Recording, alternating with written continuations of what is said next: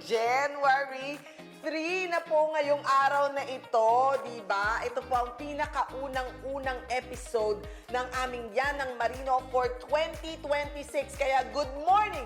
Good morning! Good morning sa lahat ng ating mga kamarino at inyong pamilya. At syempre, good morning sa aking dashing, ever-dashing partner. Walang iba kundi si Vice Admiral Eduardo Santos.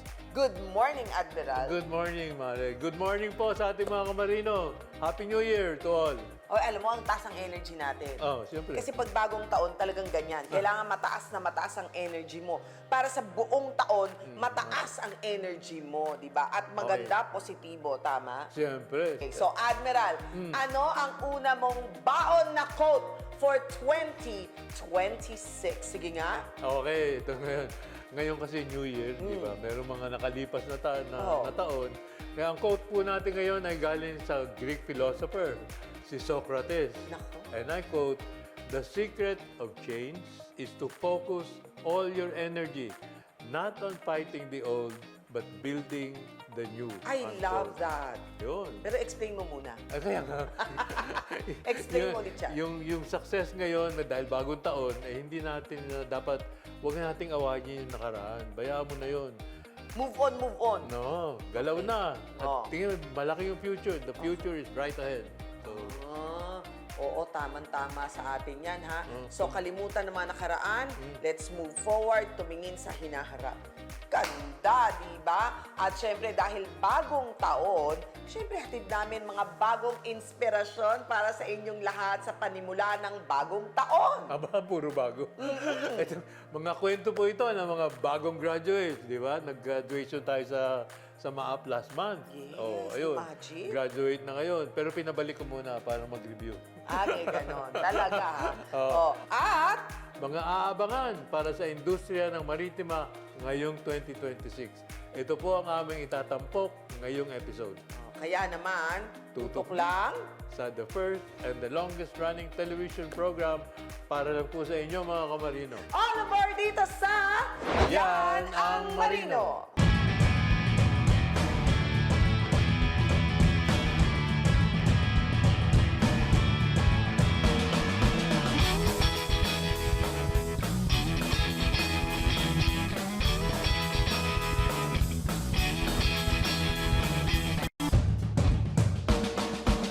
This portion is brought to you by SM Supermalls.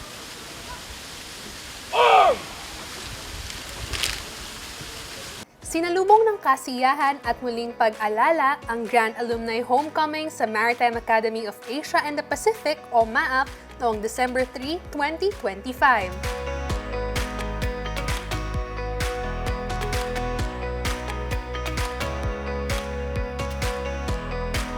Ito ay isang taunang kaganapan sa MAAP na nagsisilbing pagsasalo-salo ng mga alumni mula sa iba't ibang taon upang gunitain ang kanilang alma mater. Yan ang Marino from the MAAP sa Phineas Class of 2003. Seeing all of you back on the grounds where your dreams first took shape, it really fills us with pride, with gratitude, and with a deep sense of joy. You remind us why MAAP exists, why we strive, and why we continue to lead in maritime education.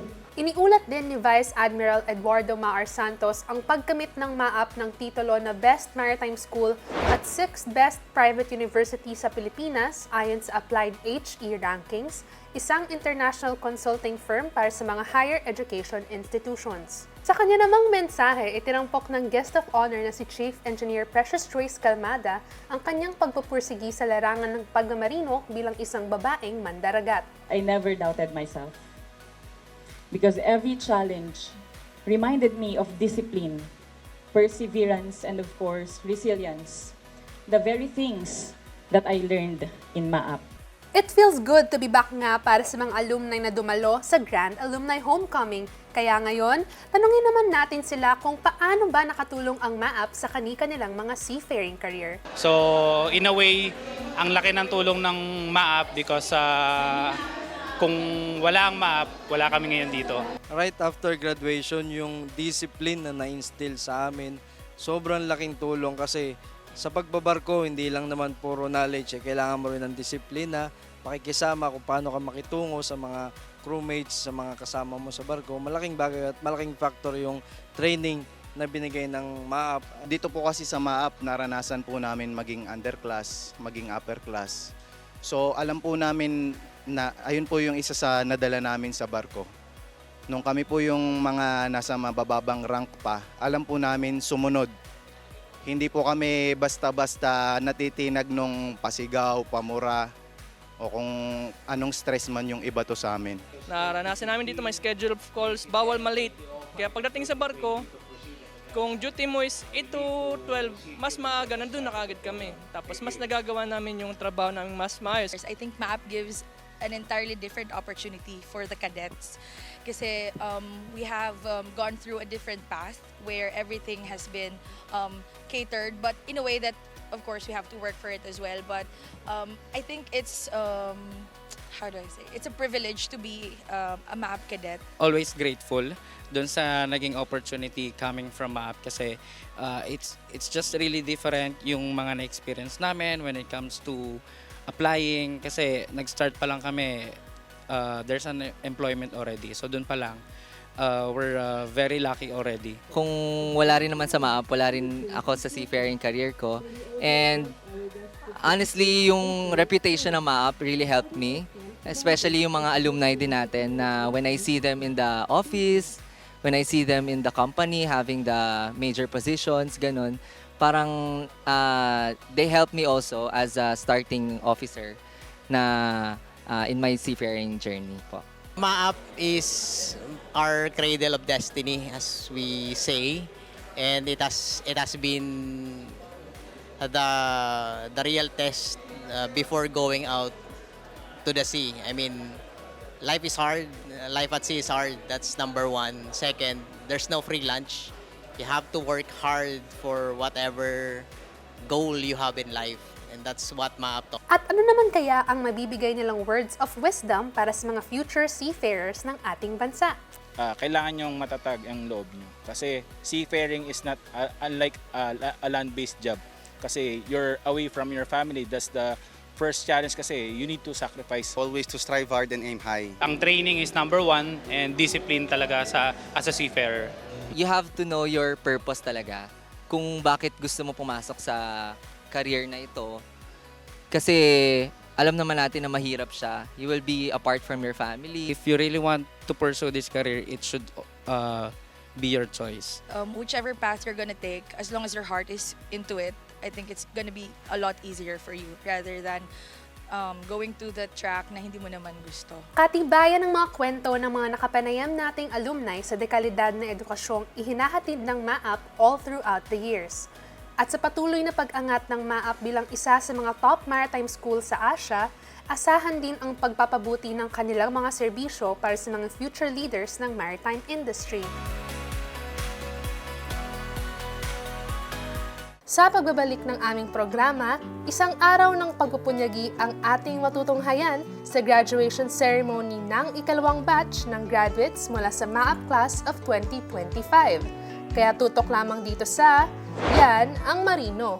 This portion was brought to you by SM Supermall. Mga kamarino, extra special Tuesdays ba ang hanap ninyo para sa inyong pamilya? Well, it's a date every first Tuesday of the month dahil nandito ang Kabayan Day. Kung ikaw ay isang OFW at may Kabayan Savings Account with BDO, enjoy up to 10% discount sa mga sumusunod na merchants sa SM Supermalls, SM Store, SM Appliances, SM Cinema, SM Bowling, Watsons, Miniso. Tuwing first Tuesday yan of the month, ha? Just present any of the following requirements when doing your purchase. Kabayan ATM card or passbook, BDO Pay digital card, remittance payment slip. Make your first Tuesdays of the month memorable kasama ang Kabayan Day only at SM Supermalls. The Maritime Academy of Asia and the Pacific continues to sail forward with modern facility, active cadet sponsorships, advanced education and trainings. And as the premier maritime academy in the country, be a future world-class marine officers. Be at MAAP, ensuring excellence at sea at all times.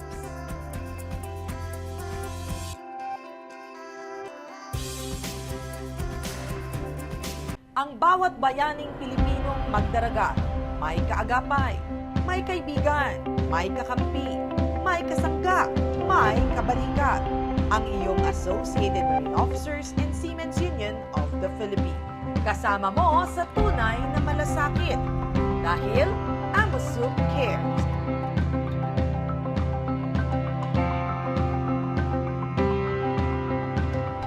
This portion is brought to you by SM Supermalls.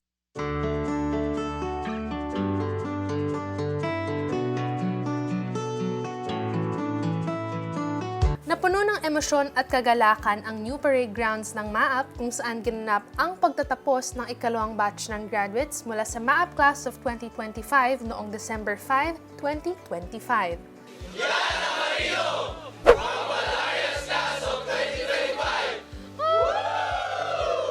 Ang valiant altruists to linger the hushed and restless oceans o mas kilala bilang Valharians Class of 2025 ay kinabibilangan ng 179 graduates kung saan 81 na graduates ang nagtapos ng Bachelor of Science in Marine Transportation, 98 graduates sa Bachelor of Science in Marine Engineering at 4 naman ang nagtapos ng kanilang bridging program.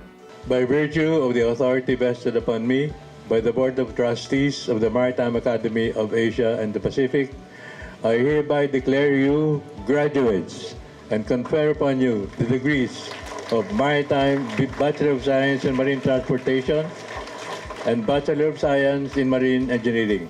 Congratulations!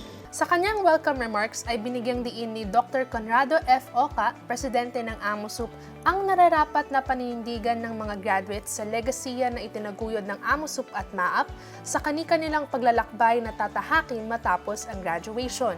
Today you are truly ready to serve, ready to lead, and ready to uphold the honor of the Filipino maritime professional on the global stage. Sa kanyang commencement address bilang guest of honor ng graduation ceremony, isinaad naman ni Captain Kiyotaka Aya ang kanyang malugod na pagbati sa mga panibagong graduates. On behalf of IMAJ, I congratulate the class of 2025 fair winds following the sea at maligayang Pasko sa iyong lahat. Congratulations! Straight from the graduates themselves, pakinggan natin ang kanilang saloobin sa pagtatapos nila bilang mga kadete ng MAAP. It's just a wonderful feeling to finish the academic life and life here at the MAAP. I feel very happy that I am able to graduate from this prestigious institution. I have waited so long for this moment, and I hope that all my dreams will come true starting from this point on. Thank you, MAAP. I feel very happy and I feel so overwhelmed because after all the hardships for 4 years, this day has come and today I graduate. It's really very surreal feeling. It's waited for around 5 years for this one, and I believe this will be all worth it. All the struggles that we have encountered along with my classmates and then along my colleagues, I believe this will be worth it. Throughout my journey in this academy, ma'am, I want to thank my first and foremost my officers who trained us to become future maritime officers in the maritime industry. Next is my classmates to putting their trust in me, in my leadership. Next is more importantly is my family because for the unwavering support that they offer for me. And next is especially, I want to thank myself as well, ma'am, because I did not surrender and still persevere here in the academy. I'd like to thank first of all, I would like to thank the Lord God for guiding me here, for giving me the strength and power to be here. I would like also to thank my family, my mother and my father who works abroad, and also my sister who gives me inspiration also to do well. I really want to take this opportunity to thank my parents, both pairs of my parents, which are my Tito, Tita, and Tito Neri, Tita Rose, Mama, Papa ko, and my relatives, and for those families who adopted me and accepted me in their homes whenever I need one. Thank you so much, and thank you for your support. Well, personally, I would like to thank all of, first and foremost, my alma mater for giving me the opportunity, at the same time, the skills and knowledge, especially the attitude of being a good seafarer, and also to my parents for their unwavering support, especially during the times, during the COVID times. And to my shipping company for sponsoring me and letting me be a part of their shipping program. Mula naman sa mga pamilya ng mga graduates, ano kayang pakiramdam na makita ang kanilang mga kaanak na magtapos sa prestihiyosong institusyon ng MAAP? Ako po si Mrs. Liwayway Dulay, taga Aritaw, Nueva Vizcaya. Gagraduate po yung anak namin ngayon, si Marvin A. Dulay Jr. Napapasalamat kami kasi late na kami nakapag-asawa, tapos siya ay bunso. Ang ngayon gagraduate na finally, kaya parang nahugutan ng nakahinga na rin. So I feel so happy, I can't explain after 4 years of struggling dahil your son is far away from you. Every time they call, we need money or some goods to bring. So it's very hard, hindi maintindihan, pero every time nalalabas sila, ang saya. Kasi nakapili mo yung mahal mo sa buhay. I'm overwhelmed. I'm happy. I'm so proud of my son. I think it's always the ultimate feeling of a mother, of a parent. Knowing lahat ng pinagdaanan ng anak ko from the start. And today, seeing him stand there, tall and proud. What else a mother can say? But I'm so proud of my son. Magpapakabait siya at kung na-reach niya na yung goal niya, ay be humble pa rin. So, son, natupad na ang nais mo, your next journey. Ang lahat po ng natutunan mo sa MAAP, patuloy mo ito ibahagi at gamitin mo para sa iyong pangarap. Thank you for making us proud. Thank you for making Mama proud always, and always stay grounded and humble. You have a lot more to come. Hindi pa ito tapos ng lahat. We thank Papa God for everything. Siyempre natutuwa ako at nagagalak dahil nakapagtapos ko na rin ang aking bunso na si Cyrus. Bunso, sana pagpatuloy mo pa rin ang mga pangarap mo. At andito lang kami ng mga pamilya mo nang sumusuporta sa iyo. Gusto ko lang po magpasalamat sa suporta nila since day one po. At di ko ito makakamit kung nasaan ako ngayon kung di dahil sa kanila. Hindi ko ma-explain yung ligaya, yung excitement, yung talagang ito na yung bunga ng paghirap niya at sa tulong ng push namin at saka sa pagpipray. Kuya, this is just the beginning. So just keep doing what you can do. Do your best as always. Thank you pa sa support starting from pag-exam ko, pag-medical and all the process, tsaka nung nag-onboard training ako, sa support and dedication ng pag-work mo abroad, tsaka pagpunta mo dito para sa amin. Thank you. It's exhilarating, exciting, and at the same time, I'm so happy for my son that he's finally graduated. Alam ko yung pinagdaanan niyang hirap, and so tuwan-tuwa ako para sa kanya na finally, andito na siya ngayon at tapos na. And he's finally reached a new milestone. Napaka-unreal pa ng feeling na after spending 3 years inside the academy and 1 year on board, na nandito na ako ngayon, finally in my Duckwart uniform, na it has been my dream of mine since watching my first graduation parade. And now I'm one of those graduates. So unreal. So thank you. Thank you, Ma, for being there, for my #1 support, and always teaching me and guiding me to be the best man that I can be. Bagamat nagtapos na ang journey ng ikalawang batch ng mga graduates mula sa MAAP Class of 2025, ito ay hindi wakas kundi hudyat na simula pa lamang ito ng patuloy na pagsusumikap nila upang umusbong sa larangan na kanilang tatahakin bilang mga future world-class Filipino seafarers. Once again, congratulations Valharians Class of 2025! This portion was brought to you by SM Supermall. Mga kamarino, extra special Tuesdays ba ang hanap ninyo para sa inyong pamilya? Well, it's a date every first Tuesday of the month dahil nandito ang Kabayan Day.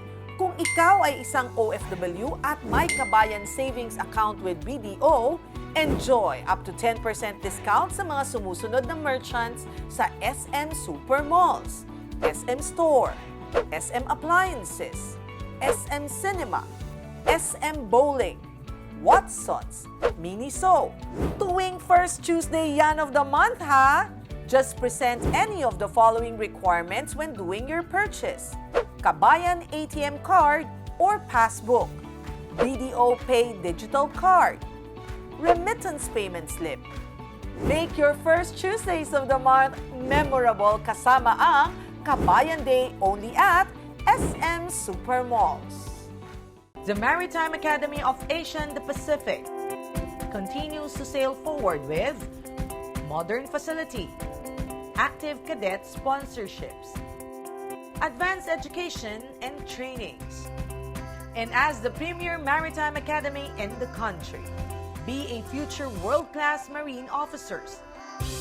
Be at MAAP, ensuring excellence at sea at all times.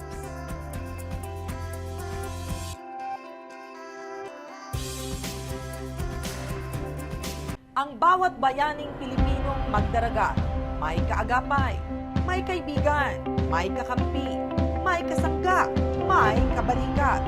Ang iyong Associated Marine Officers and Seamen's Union of the Philippines. Kasama mo sa tunay na malasakit dahil AMUSUP cares.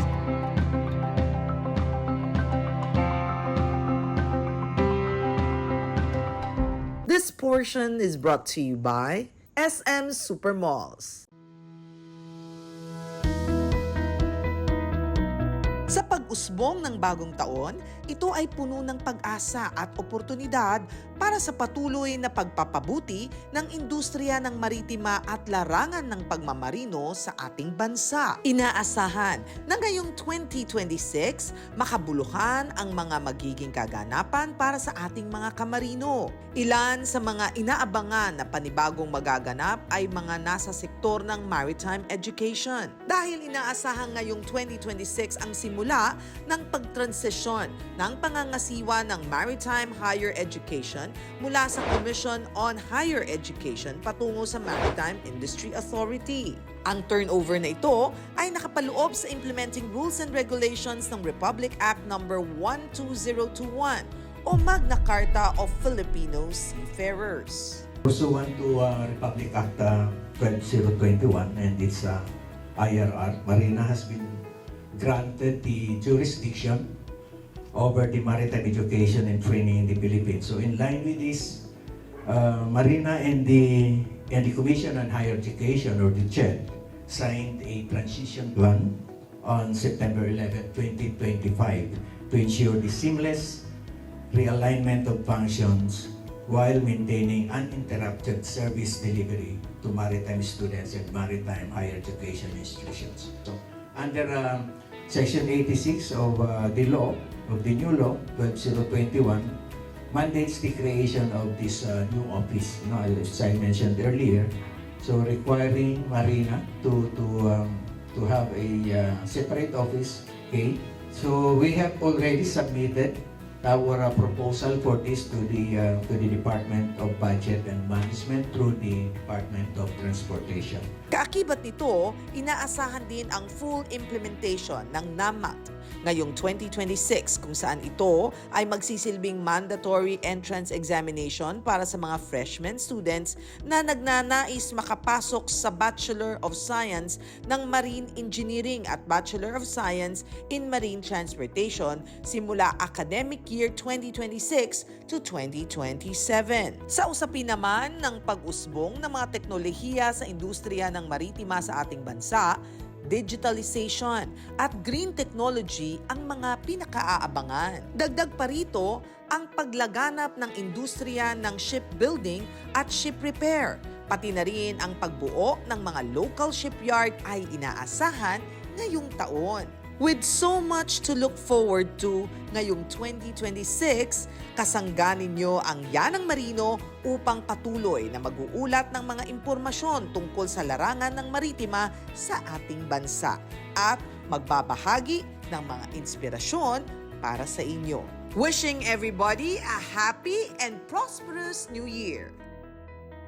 This portion was brought to you by SM Supermall. The Maritime Academy of Asia and the Pacific continues to sail forward with modern facility, active cadet sponsorships, advanced education and trainings.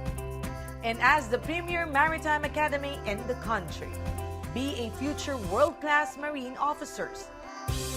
Be at MAAP, ensuring excellence at sea at all times.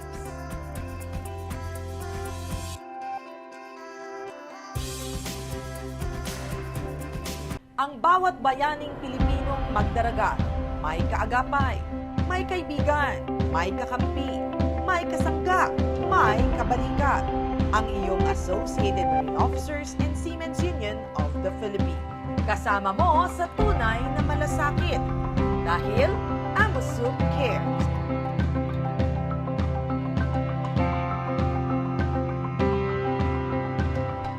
This portion is brought to you by SM Supermalls. Admiral, that was really a good way to kickstart our 2026 correct. dito sa Yanang Marino.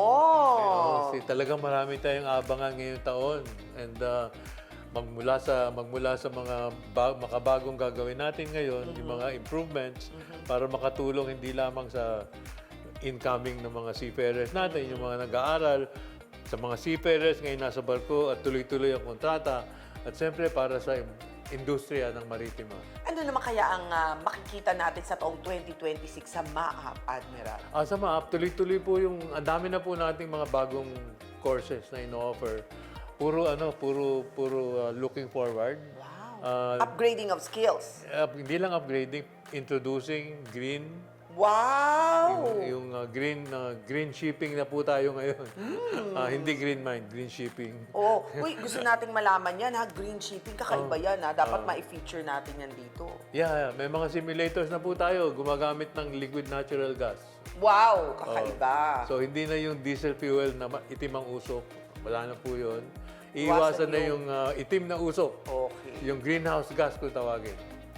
Yun, ang ganda. So yung pala yung looking forward tayo sa MAAP na mangyayari. So equipment na bago, at saka yung technology bago. Wow. At syempre dito naman po sa Yanang Marino natin, looking forward tayo sa magiging mga kapartner natin na magbibigay sa atin ng mga pangkabuhayan, livelihood showcases. Kasi syempre hindi ho tayo forever seafarers, di ba? Bukod sa upgrading, bukod sa mga bago, syempre dapat lagi din tayong may fallback. At kahit na kayo ay marino pa, patuloy naman na pwede nyong ituro yan sa anak ninyo or sa anyong mga asawa, mga mahal sa buhay.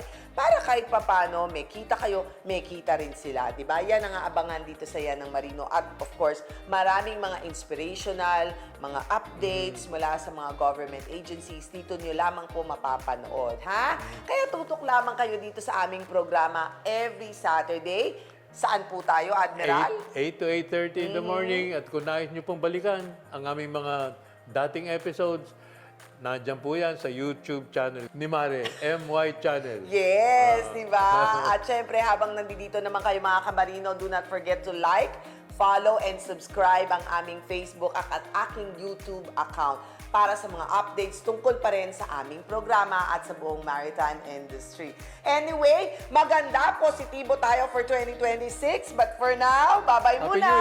Happy New Year! Bye! Anchors away! Goodbye, everyone!